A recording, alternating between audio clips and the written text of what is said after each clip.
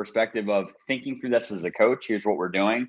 I think you also have, when you're leading agents or when you're coaching individuals, this is how you would help them work through that. You have both of those perspectives. Does that make sense? Sure. So Absolutely. Matt, do you want me Yep. to speak to the fact that I'm an OP of 4 market centers, also a MAPS coach, master faculty, any of that? Absolutely. Okay. Absolutely. I think it's building a business to leave a legacy. When I hear that title, I think to myself, okay, a legacy is how wide and how deep, right? What are the, I think the introduction gets people intrigued of like, whoa, there's a lot going on in the three of your worlds, right? And okay, now we're going to ask these questions and the questions are focused on developing a sales team, right? Exactly what you're saying, Tara, exactly what you're saying, Kristan. And that's the fundamental that we're going to focus on, help people do that. And yet that allows us to be able to have them see, as we focus on this with a foundation, what could that look like in a legacy, right? Where all of you are today. So I think that helps to be able to do that, because if not, we're just focusing on the microcosm of the business. It doesn't necessarily move us towards the legacy part, right? Right. Okay. I'm going to ask the question of, I'm going to open, it'll be very brief. I'll ask you to introduce yourself, discuss your business. We'll talk about your goals. We'll get into the question. My job is to make sure everybody looks good and does a great job. My job is to summarize and tie everything together. I'll do all of that, right? Just answer the way that you answer the question. I'll work on summarizing, right? Putting it in points. The only other thing that I'd say is people want to take away, think about as a listener, when you're listening to this, right? When you're attending a session of family reunion, you want to take away bullet points, right? You want to take away systems. So if there's anything that you can communicate in answering these questions that are, think about it this way, or here's 3 steps that we took, right? Or here's 4 steps, right? Or here's the ABC of executing on that's going to be what people put in their notes and take action on. That make sense? I'm the only one nervous on you, Matt. No, we're all nervous. We're in it together. Thanks, Tara. Gosh, it's my first time speaking at a family reunion of this size. I'm very nervous. Gosh. Girl, you've done that. You did a role play in front of all the worldwide leaders a couple months ago. You killed it. Yeah, but you know how that went. I ended up crying, Tara. Perfect. It's beautiful. Gosh. Okay, you guys, we've got less than a minute to go. It's about 40 seconds. Then you'll go live. I'm so sorry about the noise here. I'm in an office with a few people. We're all working hard at this family reunion. But good luck. You guys are going to be so amazing. I'm so looking forward to this. Well done. Congratulations. Just go for it. You can continue talking though, Hal. Yeah, so it's 15 seconds to go. If you want to carry on watching on the Swapcard platform, just make sure that video is muted. You can turn the volume off on that completely, and you can see what it's like for everyone else. So, 2, 1. There you are. You're live. Wow.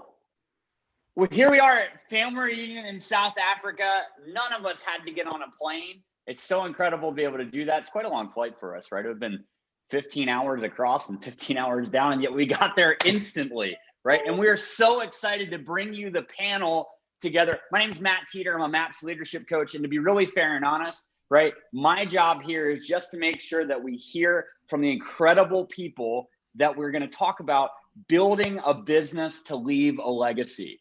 We've got Kristan Cole and Vanessa and Tara Smith all together to tell us the business that they've built and help us understand, how do you build something that allows us to leave a legacy? So let's jump right in. We're going to start with introducing ourselves and learning about the business that these young ladies have built, and then start asking them, how do we lay that foundation to get to a level where they've achieved? So Kristan, I'd love to hear from you. Introduce yourself. Where are you from? And tell us about the business that you've built. What have you put together? Sure. Well, thank you for inviting me. It's great to be here. And I started in a small town called Wasilla, Alaska. And by really building the foundation of my business first. It's allowed us to grow to this past year in 2020, we closed 1,736 transactions, almost 13 million in GCI, 450 million in volume. However, that's just one piece of it, Matt. It is also, because of the business, it's also then allowed me to be a MAPS coach, master faculty. I'm the OP of 4 market centers, 4 business centers, and 8 mega agent offices. And it's all governed by our culture, which is what we call the 4 Gs. Grit, grace, growth, and give. And that really oversees our 501c3, which is called Kristan's Home of Hope. When you buy or sell with our team, you are supporting safe housing for at-risk youth. So it's been, and Matt, here's what I would say. All of that has come about in the last 10 years.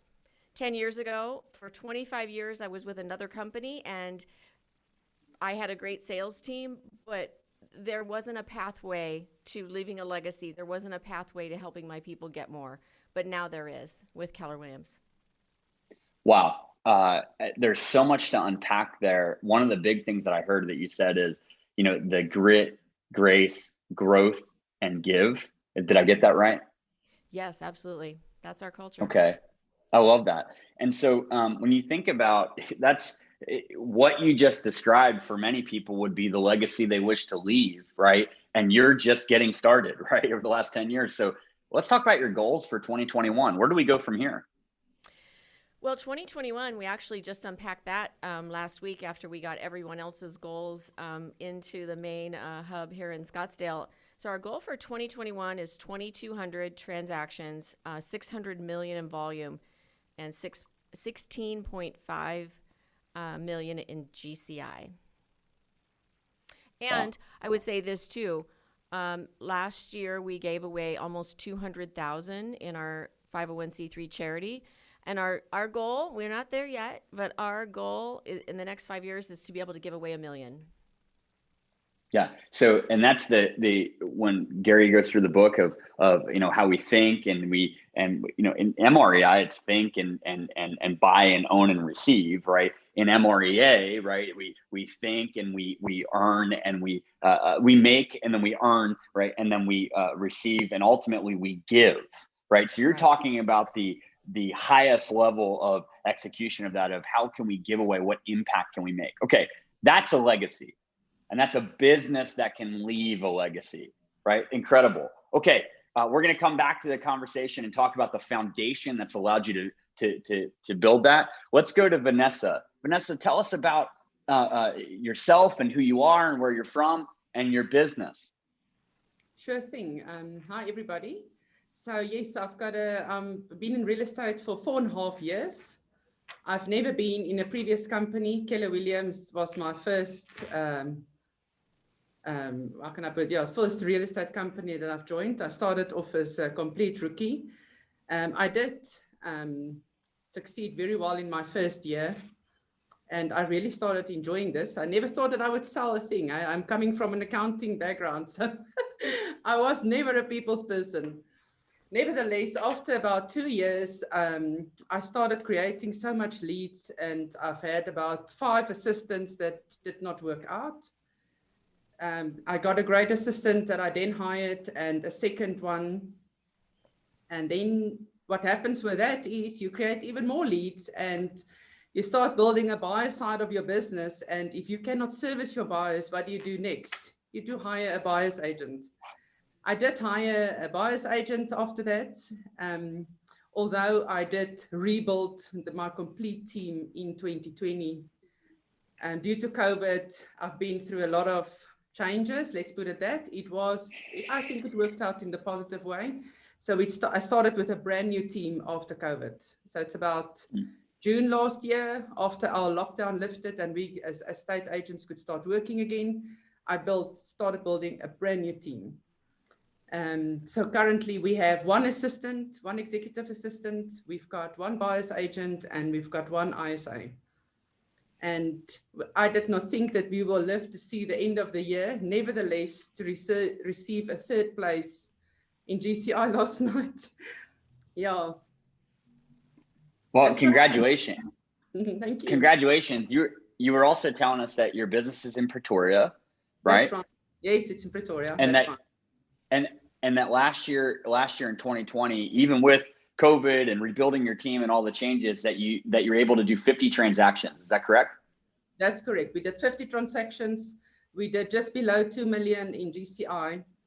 And this is what I keep looking at. This is my mission. Unfortunately, I can't see it. You can't see it on our background, but I'm going to read it to you. So Team Chaplog's mission is to inspire and make a positive and lasting impact on people. Hence, we have increased our goals for this year tremendously. And I actually want to come back to Kristan said something that is very, very close to my heart, and that is to give $1 million.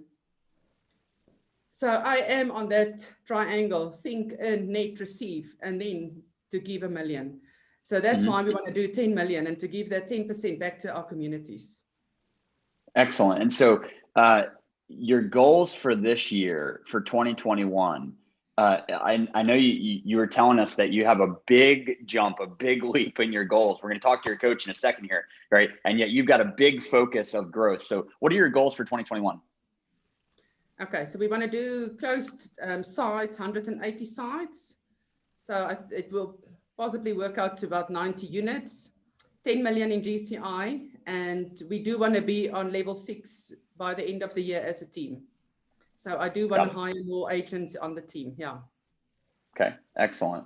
Okay, so let's talk to one of the people that's helping you do that, right? And your partner in making that happen. So Tara, I'd love to hear first, before we talk about how you're partnering with Vanessa to do that and your perspective throughout this conversation.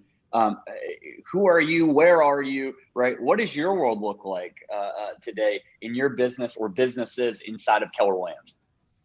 Yeah, absolutely. My name is Tara Smith. I live in Lexington, Kentucky, and I commute to Cincinnati, Ohio. So I'm an agent in one state and I am a market center leader in another state, which is a lot of fun. I've been fortunate enough to be an investor in 2 market centers. I'm an operating principal of 1 market center and currently in a team leader position in a market center. And I am a MAPS leadership and agent coach with MAPS Coaching. Excellent. So much like everyone else that we've put together today, I'm the person, I'm not really certain why I'm here. I'm absolutely certain why all of you are here. So Tara, just interesting for you. What are your goals for 2021? What stands out for you? I'm curious. There's lots of goals in a lot of different areas, and primarily my goals this year is tied to developing leaders. Because for me, that is the legacy piece. And just a really quick backstory. I came to Keller Williams in 2013. They chased me for 3 years. I was an individual agent, just a great salesperson, sold a lot of real estate, just the hustle, absolutely no systems. I'd been in the business 10 years. I had no database. I had no goals. Like, I met with Keller Williams and they were like, what are your goals? I don't know, whatever I sell. So that's how I came into this company. And 90 days after I joined, I got parked in a team leader position because in 90 days, my life had changed and transformed so much by some of the training I had taken. Franchise systems orientation was one that really helped me understand the difference between selling real estate and leveraging the Keller Williams vehicle. I think of it as a vehicle now to achieve my purpose in life. And that led me down the path. So I've had opportunities to go from individual agent to, owning and operating a sales team. I worked for the largest expansion team in the United States in 2017 and all of the other things that you've heard. So, if you don't hear anything else and you're on this call, I want you to know that you guys are in the perfect spot to be sitting on this stage where we're at as quick as you want to get here. It's all just a choice. Okay, so we've got mega agents, we've got rainmakers, we've got expansion agents, we've got operating principals, we've got market center investors, we've got expansion team owner and operators, we've got empire builders, and it's 3 people. And there's so much more to do, Matt. And there's so much, right? Oh, I forgot, we've got a charitable organization, founders and operators, and it's 3 people. right? So now that's a scope of opportunity inside of our organization. On a call this morning with a client, right, what I said to them is, our job as a leader in our organization is to let people know when you walk into the warehouse of opportunity of Keller Williams, you're the concierge at the desk saying, hey, I know there's a lot of really shiny stuff in here, right? And yet you need to go to the 14th floor to room 1402 and walk in there, and that's where you're going to start. After that, when you get all that, walk out and we can give you anything you want, right? And that's what we're going to talk about. We're going to talk about, right, what's in that room, what's in that door, what's the foundation of building a business like this, right? Because there's so many opportunities. So Vanessa, I'm going to come back to you because you really started into this dialogue as you answer the first question, right? And it's, you know, when do you know that you're ready to start building a team? And what production level were you at in your business before you started building it? Okay, so I guess I'm going to come back to, you know, I definitely think that you need to be a capper if you want to build a team. You need to earn that extra 30% to cover those extra expenses that you're going to get suddenly that you didn't plan for. It's things that you just don't know. If you're not in the position, you wouldn't know that it's going to come.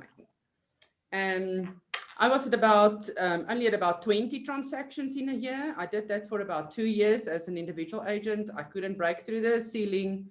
I was stuck, completely stuck. I couldn't even break through the million GCI mark. I was stuck. Yeah.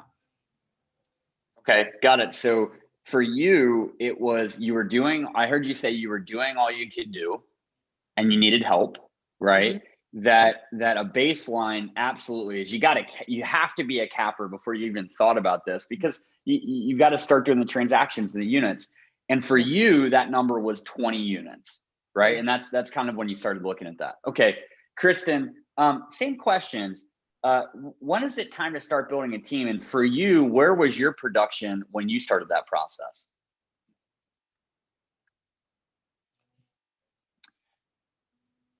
Sorry about that. I was That's selling okay. about 50 houses a year. The challenge was, though, Matt, I was a single mom with 5 kids. So I literally remember I would get up and go to work at 4 in the morning. And then to get things done, and to basically, you know, I'd been a solo agent for 15 years, and I decided I cannot do this anymore. However, I didn't know how to build it.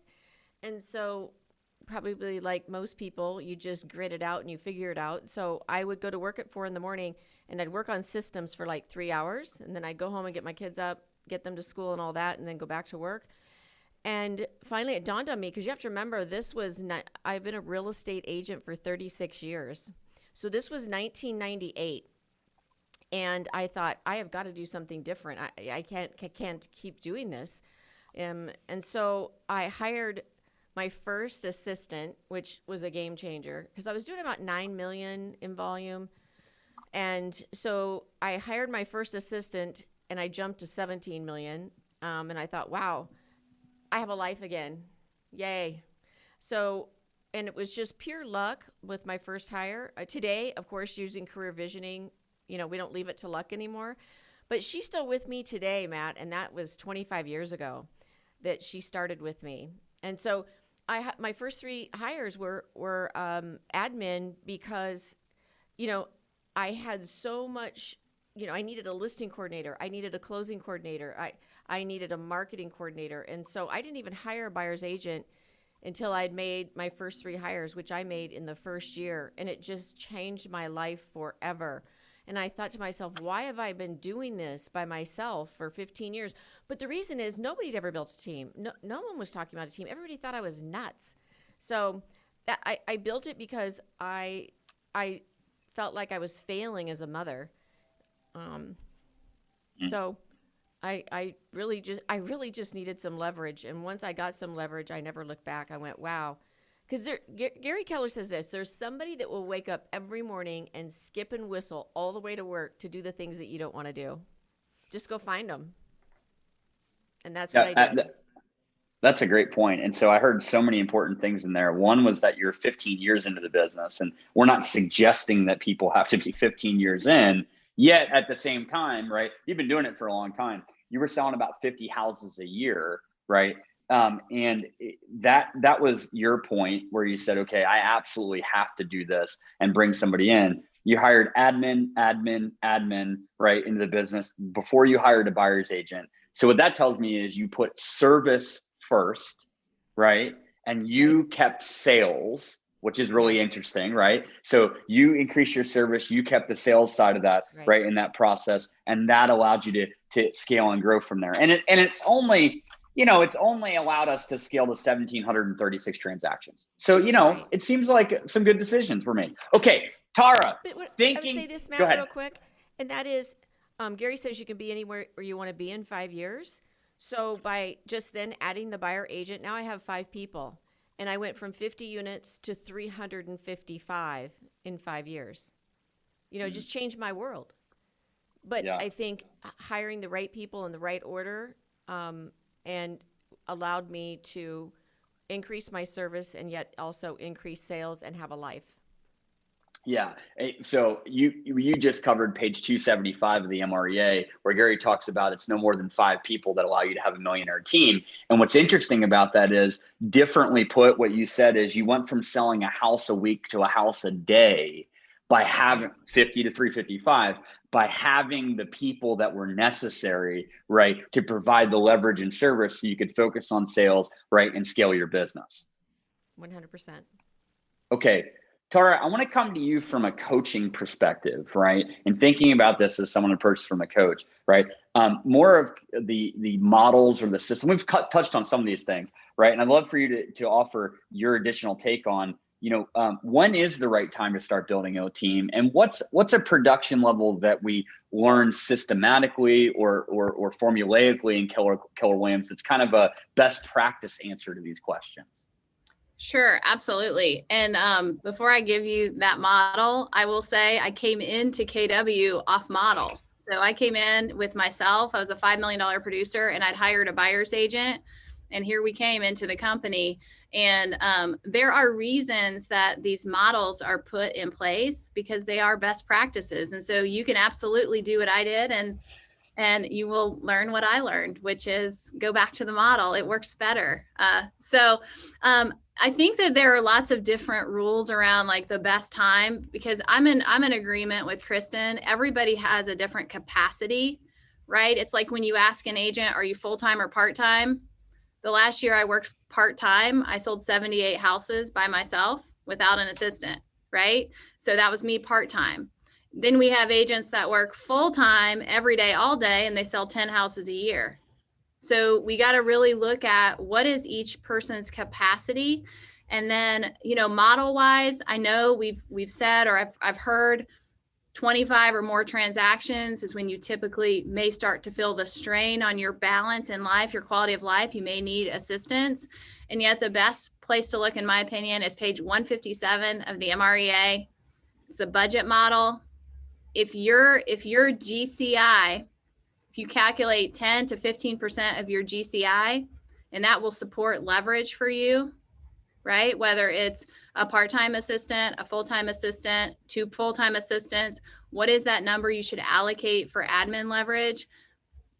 Get in that spot, right? Because Kristan nailed it. The faster you can get to leverage and you make a great hire, the faster your business will grow.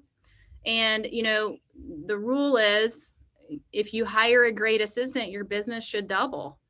And so are we looking at our budget, and are we actually saying, I'm running a business, and based on the models, am I spending 15% of my GCI for leverage? And if you're not, I would go back and look at that, because you're probably putting a ceiling on how much you personally can do in a role you shouldn't be doing anyway. Go hire somebody better than you.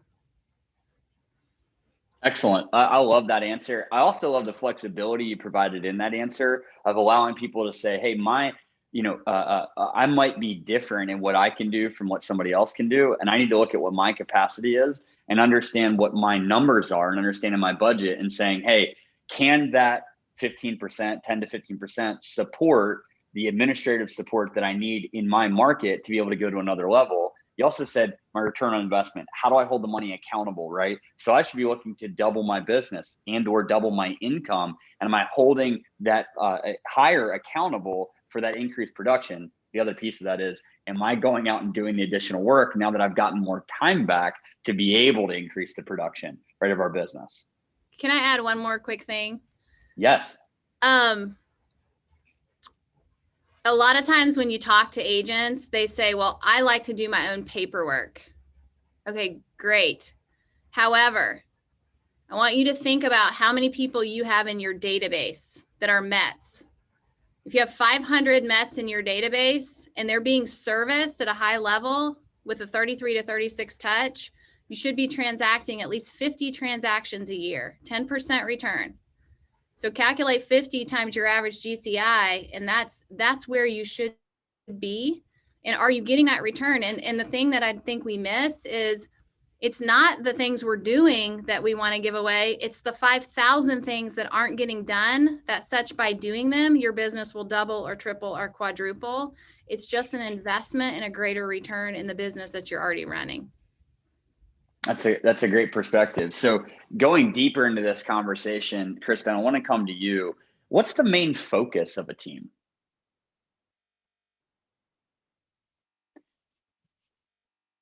Kristan, we want to make sure that we can hear. I appreciate everybody muting, right? And I want to hear everything you can say. Thank you so much. So for me, the main focus of a team is two things. It's the leverage piece and the people part. What do I mean by that? It definitely gives me leverage, but at the end of the day, you get to a place after, you go from I do it to we do it to they do it to it's theirs. And what I mean by theirs is they can build something inside of your organization. So you get to a point where it's no longer about you and it becomes all about them, the people that you work with. The way to find and retain talent, retain talent once you've found them, is you've got to then make it about helping them get what they want. Then you will never, ever, ever have to worry again about what you want. So building a team not only gives you leverage, not only gives you the things that you want, but then as a leader, I think the biggest part of building a team is you have to decide, you have to work harder on you than anything else, Matt. When I started expanding, that was the hardest thing I ever did, because what I realized is I wasn't the leader that I needed to be. And so I started working super hard on becoming the leader I needed to be in order to attract the talent that I wanted and needed. And then the whole thing became, how do I get up every day and help everybody in my organization get what they want? And that may mean them building something inside of my organization and me supporting that, which is exactly what Gary Keller does for all of us. He said, I don't need this company to get any bigger to meet my financial needs. He said, but I'm willing to allow the company to get as big as it needs to get in order for all of us to get what we want. And that is a beautiful thing. And I want to just also say, no one succeeds alone. We all know that. But what I can tell you, the very first thing I did in 2009 when I came to Keller Williams was hire Mike Fleming, who's still my MAPS coach today, 10 years later. And he came from a business mindset, and I needed someone to help me learn how to be that leader. And he along with Monica, who now also coaches our group coaching program, those two really helped shape my mindset around who I needed to become, Matt, in order to not only build a big business, but to help those people really get what they want. I love what you said. What I heard was that the focus for you has evolved into building a business big enough to support the goals and opportunity of your people, and the not necessarily the focus of the team. Yet, how did you achieve that focus was through enrolling support, investing in yourself, and hiring coaches to challenge your thinking and your scale to be able to get there. Well, you talk about scale, and this is just a small plug for where would they go from here, and I'll put it in the chat box. But there's a MAPS course that we will start the first week after family reunion called Scale Your Business, and so if anybody's listening and they're like, First of all, go get a MAPS coach. Second to that is, if you really want to know how to step-by-step sequentially build your business, that would be a great class to take. It's 8 weeks, once a week for 8 weeks. And we really go through how to control what you can control, how to build that business, like Gary says, that no one can ever take away from you. And, you know, like Tara said, making sure you're feeding and building the database in such a way that it's a gift that keeps on giving every day. So that, I would just say that those would be 2 great takeaways from here is hire a MAPS coach and take that course, Scale Your Business. And I'll put it in the chat. Excellent. I love that. So Vanessa, as you think through this, right, and you look at the focus of a team, what's the focus of a team? Well, for me, it is, we are here to change lives. If that is our buyers, our sellers, people that I'm hiring in the team, we are changing lives. I'm changing their lives. I'm changing my life by hiring them. That is my main focus. Teamworks make the dream work. I know it's a little bit of a slogan of KW, but it really is, it's the truth. So it's so interesting when we ask what's the focus of the team, the answer that we're hearing is the focus is about supporting and empowering the people that you're in business with to achieve their life by design. And I think a lot of people might think about it's selling more units or scaling a big business or doing something that way, yet that's what we hear the focus as. So Tara, I know you've got so many hats on, right? We always talk about how many hats we have in Keller Williams, right? And I think we're all hat collectors, yet with your coaching hat on, right? When you hear that, right? Systematically, formulaically, model-wise, what's the focus of a team? Yeah, where my mind goes is, well, the first place my mind goes is if you want to go fast, go alone. If you want to go far, go with other people, go together, right? So formulaically, where my mind goes is if you are a great real estate agent in your market offering an average level of service, your business should be growing year over year 20%. That's average. If you're growing 30% year over year, you're doing great. And if you're 40% year over year, you're pushing the boundaries, you're exceptional. You're doing some things outside of the norm. So when we look at an individual agent doing an average business with an average level of customer service, we want to see a trend of 20% growth year over year. What's the purpose of a team? At some point, your snowball is going to get so big that your life is going to go into counterbalance. One of 2 things is going to happen. 1, quality of life will diminish. And 2, you're going to put a cap or lid on your business. You will have deals. This is why one of the reasons I came to Keller, there were deals falling off my table every day. And I just physically did not have the capacity. Like, people were calling me and I'm like, go away. Okay, if people are calling you and you're like, stop calling, go away, I don't want to do another deal, it's probably because your capacity is strained. So, I would say that the purpose of a team is to scale what you're doing and to continue to offer the same level of service. You're just succeeding through other people. And the biggest mistake I see, I can't answer that. That's probably my next question. Can I just share one little mistake? Oh, well, we were going right to you next and you're reading the notes. So you just go, right? Go. What's the mistake? I think the biggest mistake in our organization that I see is people go, oh my gosh, I'm going to build a team and I'm going to go 7th level and I'm not ever going to sell a house again. That's not that, like, I think there's a little gap. There's a huge gap between I'm an individual agent and I'm going to build a team so I don't ever have to sell a house again. That's not the purpose of a team, because there's so many things that have to happen in between there. And the reality is that there's not a huge number of people that jump to 7th level. And the ones that do, just like Kristan said, they're constantly growing and evolving as leaders, and they're doing it for the right heart purpose. They're doing it for other people, and they're serving people along the way. So, it's about growth. It's about growing people and succeeding through other people. I love that answer, Tara, to everything that you said. And Gary said recently that on the path to 7 levels, it's success, not ambition, that moves us from one level to the next, right? That's exactly what you just said. It's not I want to get there right now. It's my business requires that I hire more help to provide more service and close more transactions because I've got more leads or more business than I can handle, right? And so that was really well put. I love the fact that you also shared a mistake that you see, because that's what we want to cover next. So Vanessa, what's one mistake that you see? What's one common mistake that you see as people build a team?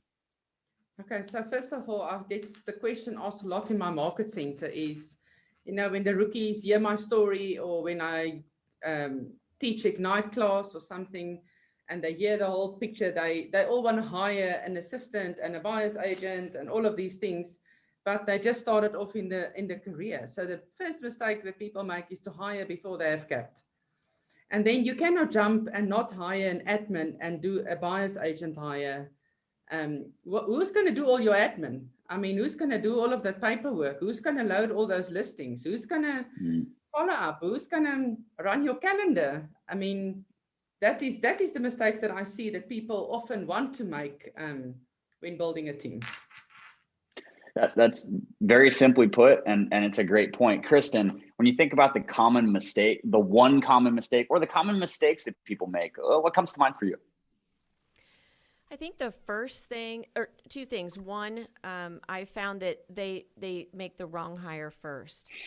So they hire a buyer's agent first, and then all they do is compound their problems, because now, now there's more business and there's still no one to take care of the customer service. So I think that's one mistake. The second mistake is not hiring someone because they're so afraid that they're not going to be able to pay for them. And what they realize by taking career visioning is you're only making a hire for 30 days at a time. And when you can break it down, Matt, from maybe a $36,000 or $42,000 a year salary into it's $3,000 for 1 month. And if they can't help you move the needle, then replace them with the right hire. But I think when you can help people boil it down to something simple and understand here's what I tell people. Take a notepad, and for every day for the next 2 weeks, I want you to write down anything. This is a great exercise. Write down anything that you never want to do again, or something that you shouldn't be doing because it's not dollar productive. And by the end of 2 weeks, you will have a complete job description for someone, and you go hire to that job description. Then that will allow you to do what you love to do, which for me was to get in front of customers and help them get, make decisions about their financial and their home life. So I would say, decide that you're going to make a hire, follow the career visioning process such that it's only 30 days at a time, no fear, and create what I would call your stop doing list. And the stop doing list is the thing that goes on that paper over 2 weeks that you never want to do again, or that's not dollar productive for you to be doing.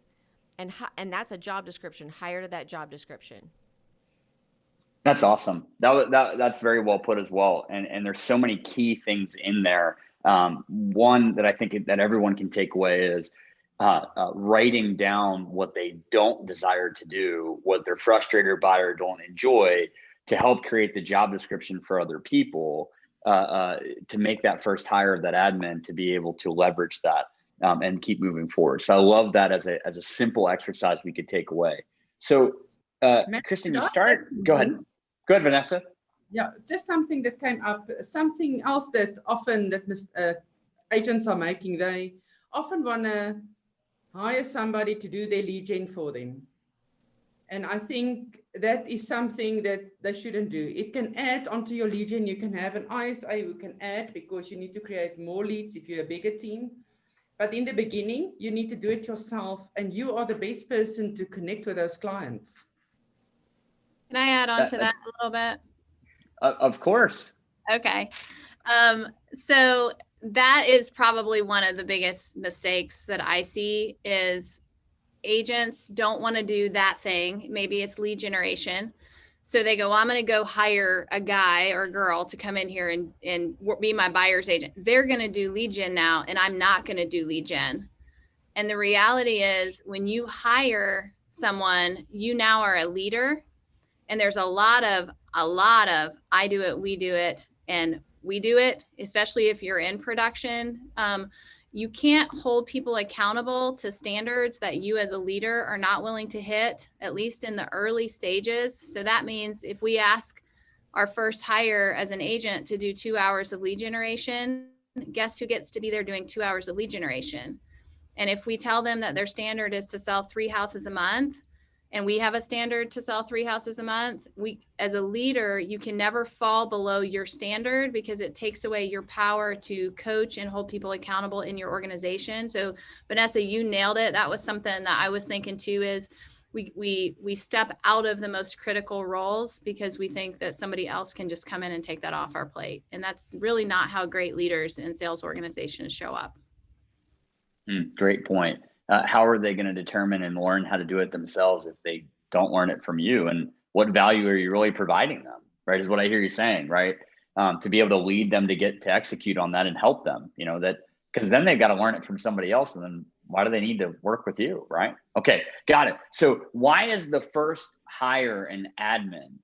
Kristan, I want to come to you. Why must the first hire be an administrator?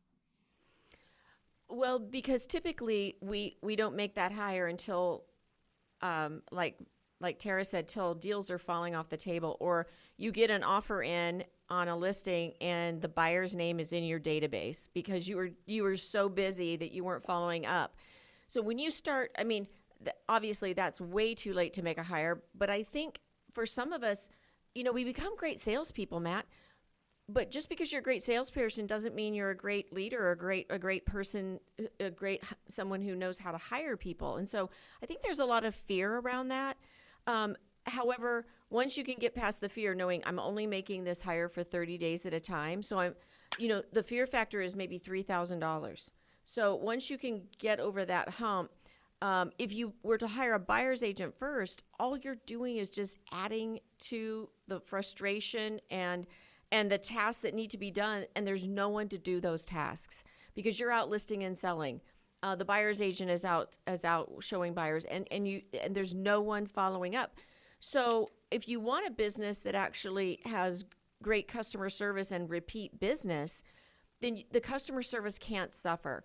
So you make the admin hire first so that your customer service continues at a high level while you continue to list and sell. And then when you run out of capacity, then you might want to make another administrative hire, or for me, it was 3 of them, or then a buyer's agent. But hiring a buyer's agent first just puts overload of onto the organization that doesn't have the foundation to support. Great answer. Vanessa, what would you add to that? Well, I very early on learned that I do not like to upload my listings onto our system. And also I was running around with listing forms. They would fall out of my diary. And, when you get to that point, you just know, oh my gosh. And when the kids open the doors to your car, say, okay, where are we supposed to sit? There's just papers lying everywhere. That's when you need an admin. And that's why you would need an admin very first. Who is going to handle and organize your systems and put all of those things in place? Yeah, absolutely. It's a great addition. Tara, from a coaching standpoint, why is an admin the first hire?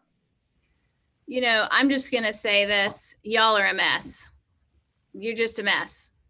We are a mess. And if you're wired to sell real estate, you're going to stay messy. When I hired my first assistant, I said, all I want you to do is follow me around and extract the chaos that's in my head and document it on paper. What do I do when I take a listing? I don't know. I throw my sheets in the back of the car and then I pick them up when I need something. So you need that assistant so they can build a system. So when you do go hire the agent, you can say, hey, when we take a listing, we do this, and this, and it's up to your standard. So, rule number 1 is y'all are a mess and you'll probably be messy forever. You need somebody to come behind you and clean up. And the second thing is when you do go hire that buyer's agent or showing assistant, the back end of that, anybody can go throw somebody in their team. We see it all the time. It's what is the lasting value that's going to allow you to retain them. And if you bring in another messy person and you're a mess, now we got 2 messes and we don't have time for messes, right? So we need that admin. The admin is the culture of your organization. They're the sticky point. So when you're running around selling, they're kind of like the glue. They're the foundation for that person you hire, and they're that resource. And that is the piece that will allow you to retain great talent. I've lost great talent because I hired incorrectly. You will retain great talent when you follow this model. Yeah, as all of you were talking, I was thinking I've never been into a doctor's office, an attorney's office, or an accountant's office that was all doctors, attorneys, or accountants and no receptionist. And it sounds like there's a reason for that, right? And as licensed professionals, just like any other professional, right? If we follow that professional business, right, execution, then we would operate in the same way, right? Okay, got it. These are great answers for this. So there's so much that I've written down, and I hope and trust that everyone listening has as well. So I want you to think about, what are your final thoughts or words of wisdom? What's so important and compelling, right, that you must share about people that are looking to build a business to leave a legacy and scale and grow a team that we haven't said yet? Vanessa, I want to start with you. What's your parting thoughts? Well, before I joined KW, it was always like, oh, well, you know what, you should join this place. It's opportunities and all of those things. You don't really know those things until you join KW. And then people say, oh, you know what, the sky's the limit. Don't worry, there's opportunity. For me, I don't believe the sky is the limit. There are all galaxies out there. I mean, go get it. Believe in yourself, go get your goals. And don't hesitate too long to hire an admin when you're ready and when you are maxed out, because it will surely change your life. Great point. Kristan, what would you leave us with? I would say that, for me, the most important learning lessons that I've ever have come out of time, Matt, when I was forced to change. And Gary says change is inevitable, but participation is optional. And so for me, it was really getting a vision for where I wanted to go. I had never thought like that before because I didn't think like a business owner. I thought like a salesperson. So the vision gap is the difference between what I'm doing right now and what I could be doing, because everybody can improve. Everything can improve. Every day has improvement possibilities.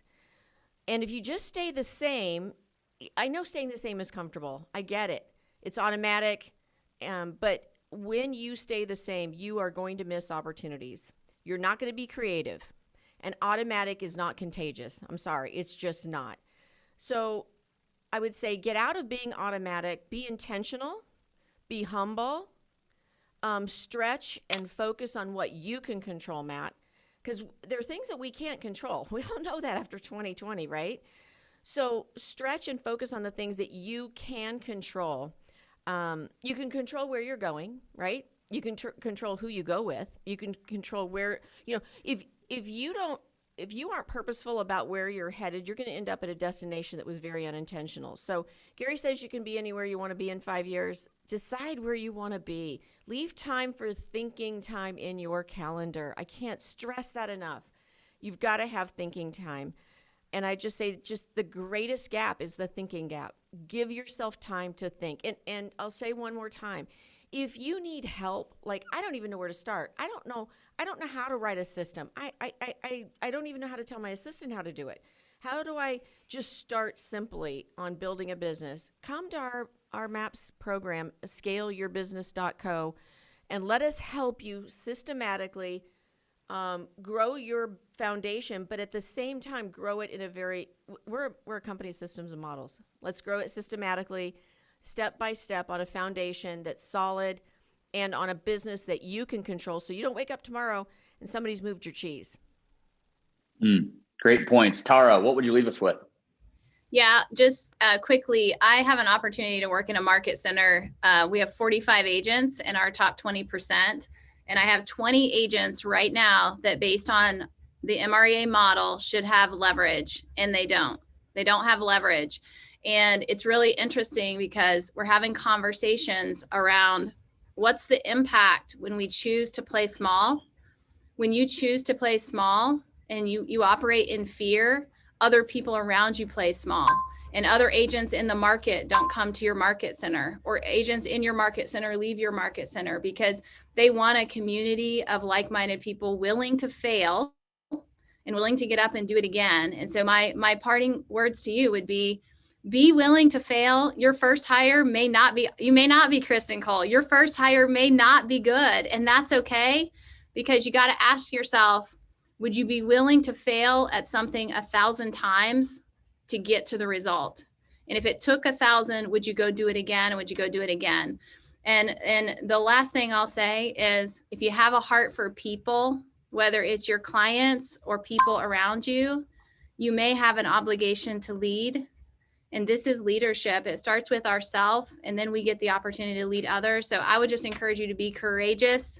Go take a chance that you might fail. You probably will, and that's okay. You got a lot of people around you cheering you on, and we have models to follow to get you back up and back on the path. Wow. Family reunion, South Africa. This has been building a business to leave a legacy. Tara, Vanessa, Kristan, thank you so much for everything you contributed. I hope and trust you took as many pages of notes as I did, and we'll see you soon. Enjoy family reunion, South Africa.